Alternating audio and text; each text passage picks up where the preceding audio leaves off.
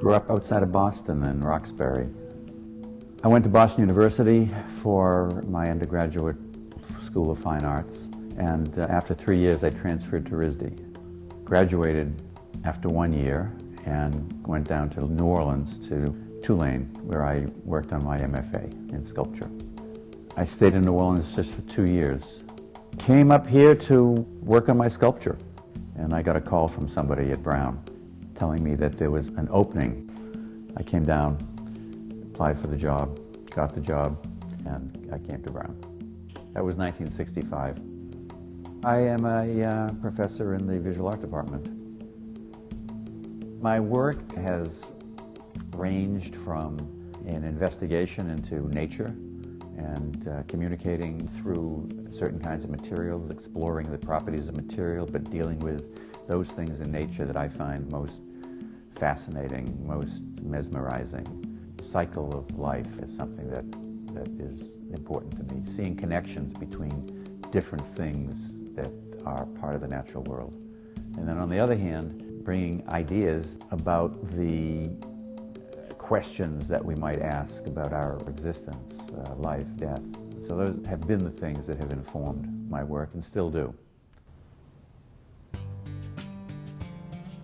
The Elm Tree Project, which is in a very poignant sense a question of living and dying. And dying is important to everything in order for new things to be born.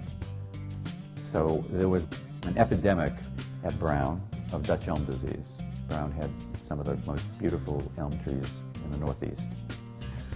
There was a huge elm tree on Thayer Street in front of what was the Watson Center. That tree was about 5 or 6 feet in diameter and about 80, 90 feet tall. Contracted the Dutch elm disease, and it had to be cut down. I had it milled in 2 places. There is a sawmill, small sawmill in Tiverton, and they did the small limbs that they could handle. But the large trunk, which was 10,000 pounds, 10 feet high, and as I said, almost 5 feet wide, that went to the Berkshires, where there's a large sawmill in the Berkshires. I suggested that maybe the tree gets cut but not thrown away, that we save all the parts of the tree. And I would think about designing courses that use the tree. And that's about what I think of as the life that's given back from the tree, from the idea of it, and it encouraged more collaboration with Rhode Island School of Design. But it also gave a place, that studio down at the end of Gano Street. The Talk-Wharton Studio is a laboratory for exploring different ideas and approaches to teaching. That idea evolved into the courses I've been teaching for the past 4 years, called Hybrid Art. And Hybrid Art's goal was to bring students who were in different disciplines, whether it's biology, mathematics, visual art, theater, coming into one space where they would be working on projects that were designed with collaboration in mind. That has enriched what I've been doing as a teacher and as an artist, which again all comes from the Elm Tree Project. I'm the director of the Creative Arts Council at Brown. And the Creative Arts Council is an organization that my colleagues and I put together to bring all of the arts departments into a kind of coalition, into a community. Those conversations brought about what is now the Granoff Center for the Creative Arts. The Granoff Center was predicated on putting a place together that was unlike any other place at Brown, where people in the arts could do things that they couldn't do other places at Brown. So all of the departments, music, theater, dance, creative writing, literary arts, visual art, modern culture and media, could start to work together in a collaborative fashion. You can do anything in here. And the walls are made so that you can nail into, you can put lag bolts in, you can climb the walls. It was designed for everything that's possible that we can think of.